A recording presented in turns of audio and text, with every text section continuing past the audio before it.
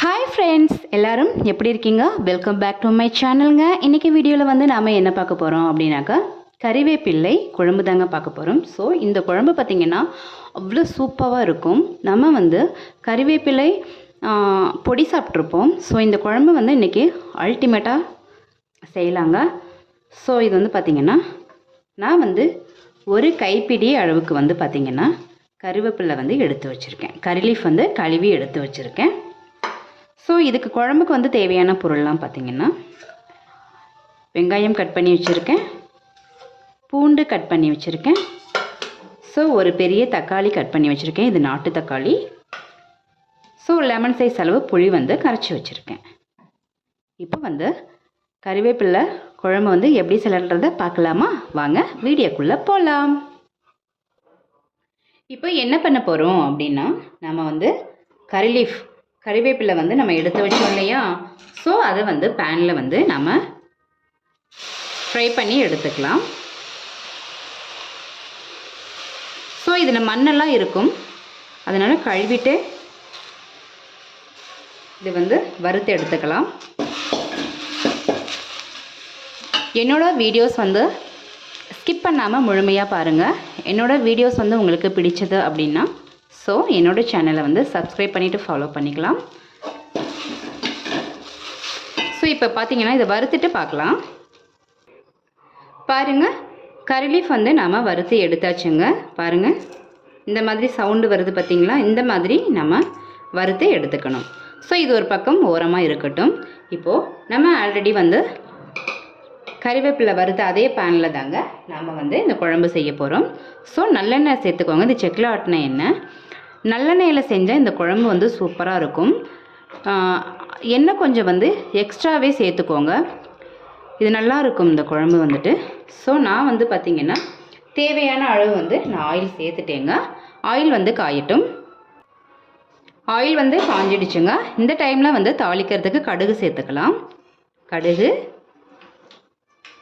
கடுகு தேவையான அளவு. நான் வந்து பார்த்திங்கன்னா 3 பேர் சாப்பிட்ற அளவுக்கு செய்கிறேங்க. உங்கள் வீட்டில் எத்தனை நபர் இருக்காங்களோ அவங்களுக்கு தகுந்த மாதிரி நீங்கள் வந்து கறி லீஃப், வெங்காயம், தக்காளி எல்லாம் எடுத்துக்கோங்க.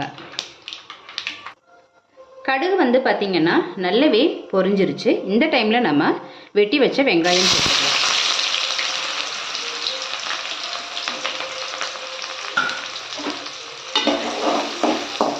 வெங்காயம் பார்த்திங்கன்னா நல்லா கோல்டன் ப்ரௌனாக வரணும், நல்லா வதங்கட்டும்.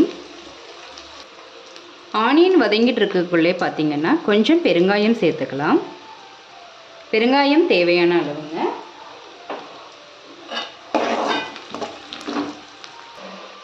வெங்காயம் பார்த்திங்கன்னா ஓரளவு வந்து வதங்கிடுச்சு. இந்த டைமில் நம்ம என்ன பண்ணுறோன்னா பூண்டு எடுத்து வச்சோம் இல்லையா? பூண்டு கட் பண்ணி வச்சுருக்கேன். ஸோ இதை வந்து சேர்த்துக்கலாம்.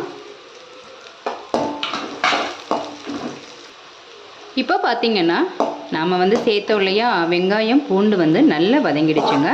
இந்த டைமில் நம்ம ஒரு தக்காளி எடுத்து வச்சோம் இல்லையா? அதையும் சேர்த்துக்கலாம்.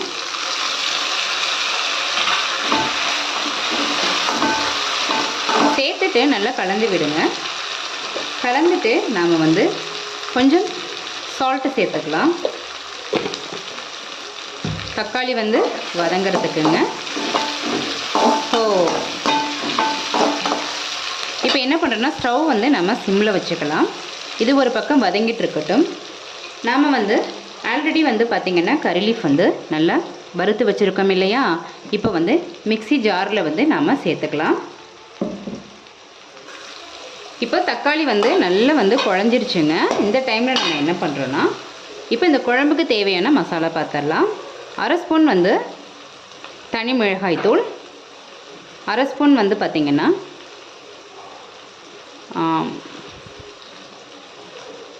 கொரியண்டர் பவுடர், கொத்தமல்லி பவுடர்.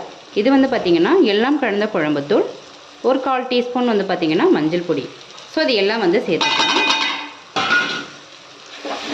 சேர்த்துட்டு எண்ணெயிலேயே வந்து நல்லா கலந்து விட்டுருங்க. இது நல்ல மசாலா வந்து நல்லா வதங்கட்டும்.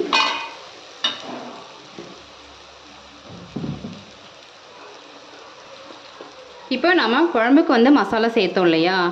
இப்போது வதங்கிடுச்சுங்க.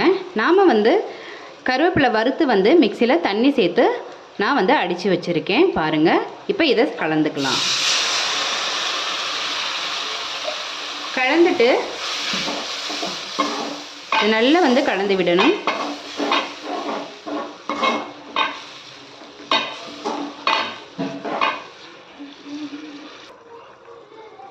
இப்போது கறி லீஃப் வந்து நம்ம அரைச்சி சேர்த்தாச்சுங்க. பாருங்கள் நல்லா கொதி வந்துடுச்சு.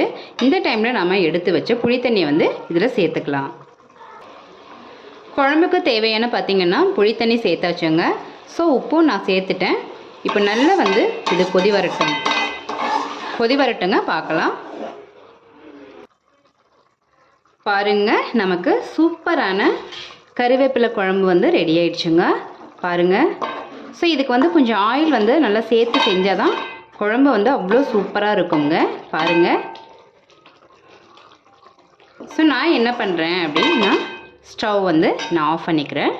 இப்போ என்ன பண்ணுறோம் அப்படின்னாக்கா சுட சுட சாதத்தில் வந்துட்டு நாம் இந்த குழம்பு வந்து ஊற்றிக்கலாம். பாருங்கள் தேன் மாதிரி இருக்கும் குழம்பு பாருங்கள்.